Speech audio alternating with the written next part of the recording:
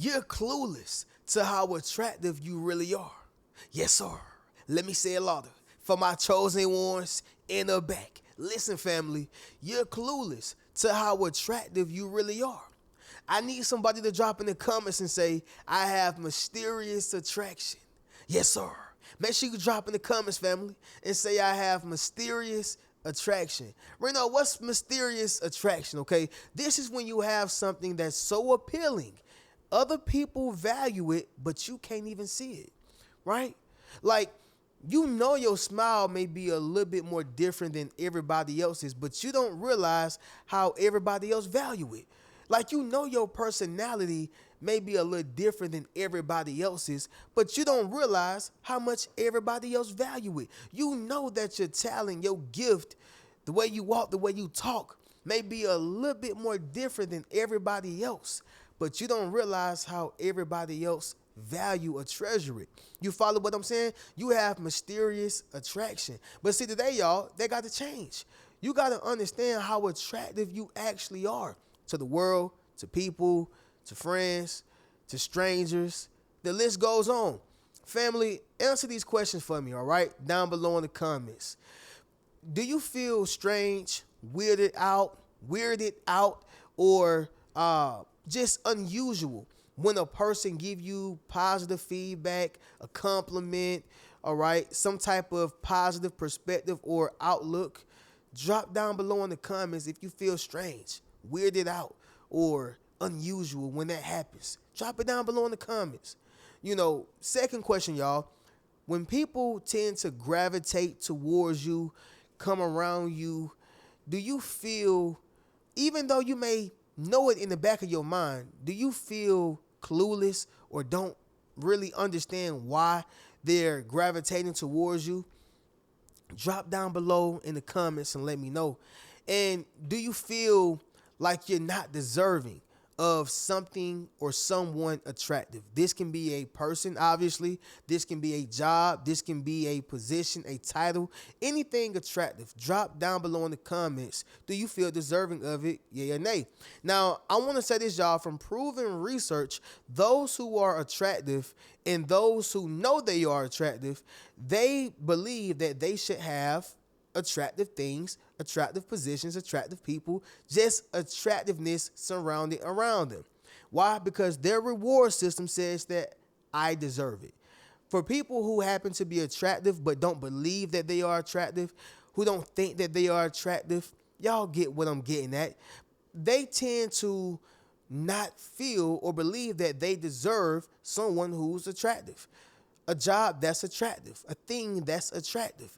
In other words, they tend to gravitate to the things that are low vibrational, low frequency, low hanging fruit. Because no matter how high of a frequency that they could be on, how much of beauty, attraction, money, success they have, they believe that they belong to the lesser and the lower than. You get what I'm saying? Therefore, they never get to grasp their full value, right? And so what happens is, y'all, they become clueless to how attractive they really are. The things that they can really get, the things that are willing to gravitate towards them, the things that will see them and notice them without them having to do oh so much. But when you don't realize how attractive you are, you find yourself in this space. Does that make sense, y'all? Drop in the comments and let me know. But fam, we're going to speak about this directly in this video, but first thing is first, y'all make sure y'all leave a thumbs up on this video as well as subscribe to the channel. Yes, sir. Y'all be sure to ring my bell so you can be notified after every single video I post. And yes, y'all, we're right here still in front of the legendary great couch. What y'all got going on today, y'all? How y'all feeling? What y'all ate today for all my foodies? For me, y'all know I'm doing well. I'm blessed. All right, the sun is out behind me. And for those who was with me on my other channel, okay, y'all know we broadcasting live on the Reno Speech Life channel, but I got to say it for my foodies over here, okay? But anyway, once again, y'all, I'm blessed. I'm well. What I ate today was like a small little breakfast: turkey sausage, cheese, eggs, and some little small waffles, right? I made them with my little small waffle maker. That's what I had. But what I'm gonna do for dinner today is more than likely some chicken breast with shrimp, as well as some macaroni and cheese and broccoli. All right. But outside of that, y'all drop in the comments. Let me know how y'all doing, what y'all ate, how y'all feeling. Okay. Drop it down below in the comments, y'all, with y'all fam. Y'all my A2s, day twos. All right. A2s, day twos, cause this right here the second channel. But anyway, y'all, let's get directly into this video. Number one, this is how you know you're clueless to how attractive you really are. And also, this is why, too, okay? But number one, childhood trauma. All right, childhood trauma. This is why, y'all. Now, I'm going to break this down into three parts to why your childhood trauma, affect your adulthood. Because when you are clueless to how attractive you really are, you typically don't really realize and understand that your childhood trauma is what's really doing it. You didn't just become an adult and then now it's like, oh, I'm here. No, it started from a child and then it resonated with you as an adult. And this is a bunch of learned behavior and stuff like that. But three parts, y'all. We're going to make this very quick, right? I don't want to make this a science project. Number one portion of the childhood trauma is neurological and brain changes, okay? This right here is the alarm system, the reasoning center, and the memory center, all right? The alarm system, when something goes wrong, as a child, you learn that. In your adulthood, it becomes a alarm, all right? The reasoning center, this is where you learn how to problem solve. This is what helps you make decisions. This is what helps you be logical, all right? The reasoning center. And then the last thing of number one is the memory center. So when things go wrong as a kid, you remember that, and that follows you to your adulthood, all right? So a lot of this stuff is things that you have remembered, you learn how to reason, and the things that alarm you, all right? It started from childhood, and it ended with you at adulthood. Does that make sense? Number two thing, the second portion of the childhood trauma is going to be this right here. The body and nervous system. So this simply places you in a fight or flight mode, all right? If you used to get beat up as a kid, okay, typically when you start seeing other people who look like that person or look like those people who used to beat you up or bully you or whatever the case is, when you get in your adulthood, you can be a trained martial artist. If you feel like you are threatened, your body is going to naturally activate into fight or flight mode. Does that make sense? And then the third component of this childhood trauma is going to be emotional and relationship challenges, all right? This is where you have trust and intimacy issues, negative self-perceptions, and maladaptive coping mechanisms. So the trust and intimacy is when you stop trusting people. You don't really believe a person's perspective of you. You don't really believe a person can be loyal to you, right? This comes from childhood trauma. Negative self-perception, you formed a way of looking at yourself, right? And the last one was maladaptive coping mechanisms. These are people who pick up smoking, drinking, sex, addictions, all right? Different things that help them cope with what happened in their childhood that's still with them in their adulthood, all right? And so I say all that to say this, y'all. Your childhood trauma is what makes you clueless to how attractive you are. Maybe you had mama telling you that you wasn't beautiful. You had daddy telling you that you wasn't a man. You had, grandmama calling you black and ugly, fat and white, purple, blue, your eyes look like a beetle. All these different nasty, ugly words and names. You ain't gonna never be nothing. In your childhood, it start registering and you start believing that, all right? And so no matter how attractive you are, you won't be able to see it because of your childhood. And so I'm just bringing this to, make you aware of the childhood trauma that you probably got to heal from and acknowledge so you can resolve the situation. Does that make sense, y'all? Drop in the comments to let me know, all right? And I'm going to say this last thing, y'all. I hate to really make this lengthy, but I really want to help you. If you think that someone is being funny after giving you a compliment, this right here is a sign. Now, let's just assume we are in a perfect world. A person give you a genuine compliment and you take it as they being funny, that's that childhood trauma. You follow what I'm saying? When a person give you a compliment, I'm not telling you to be a butthole and be on something. Yeah, I know. But you can always say thank you, I appreciate it, and move on with your day and really receive that. Versus, I think she's trying to be funny. Oh, bro, I think they watching me. Oh, man, I don't think they really meant that. That's that childhood trauma. You can't receive a person giving you positive feedback. You follow me? Number two, it's going to be this right here, fam. Self-limitation, all right? Self-limitation. So I'm going to give y'all two scenarios. This happened to me when I was a kid, right? I never forget, I'm in the Green Expedition with my mom and my siblings, right? And this is when I started noticing that I was handsome, all right? And I'm looking in the car, and mind you, my other side of my family is telling me these things. They're saying, you're handsome. You a nice-looking, dark-skinned young man. You know, they pouring it to me. I get back to the crib, you know, with my mom, who would sometimes tell me that I look nice, but never really poured into me like that. And I was just saying, I look handsome. I look good. You know, she told me, you ain't all that. I never forget it. She told me, you ain't all that. I'm not trying to make my mom look bad at all right? I'm just giving the real. And this was a wrong teaching.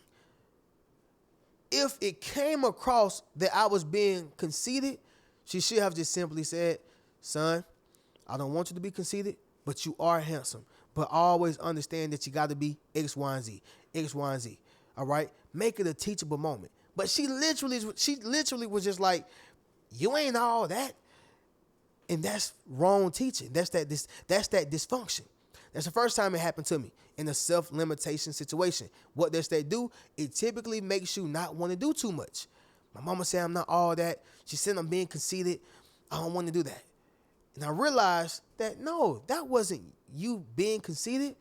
You were just valuing yourself at a young age. Second time it happened to me was when I got back from football practice. I'm in the car, or I was in a van, right? We had a purple van and a white van, but I'm in a van and I'm, basically telling my stepfather that, man, I did good today, man. I was out there beasting, man. I was good. Man, they liked me out there, man. I was breaking tackles. I was just excited, just being a kid. He runs and tell my mom, man, he ain't being humble. He ain't being humble. I'm a kid, right? I come from a very dysfunctional home, very dysfunctional. A kid, just happy because he's doing something right. I almost got in trouble for that. Like, I almost got in punishment for just talking well about myself. All right? You know what that starts? Self-limitation. I got to be humble. I got to be humble. Don't want to do too much. Family, I would consider myself a humble man today, but let's be honest. In order to build a social media following, it takes being bold. All right? In order to answer to God's call, it takes being bold to a certain degree. Are y'all understanding what I'm saying? That self-limitation will snatch that away from you. That comes from childhood trauma, people around you, jealous individuals, the list goes on. Number 3, it's going to be this right here, fam. Being connected to a low frequency. Being connected to a low frequency. All right? So, family, look at it like this right here, y'all. You got the young man with unlimited potential, but he's in a trap, all right? This reminds me of, I believe his name is Andre Ward, right? He say that Jay Prince found him when he was in the trap. Unlimited potential. We know Andre Ward. He was, I think, 2-time, 3-time champion. He did well, right? Very good, very good. What is he doing in the trap? Now, everybody have their own journey. Everybody got their own, timing and their own pathway. I never take away from that. I done been to some places like, bruh, what you doing here? Looking back on it in hindsight. But I'm just saying this happens, all right? And so what happens is you start surrounding yourself with lower frequencies. You start surrounding yourself with people who don't think much of themselves. You start surrounding yourself with people who devalue you.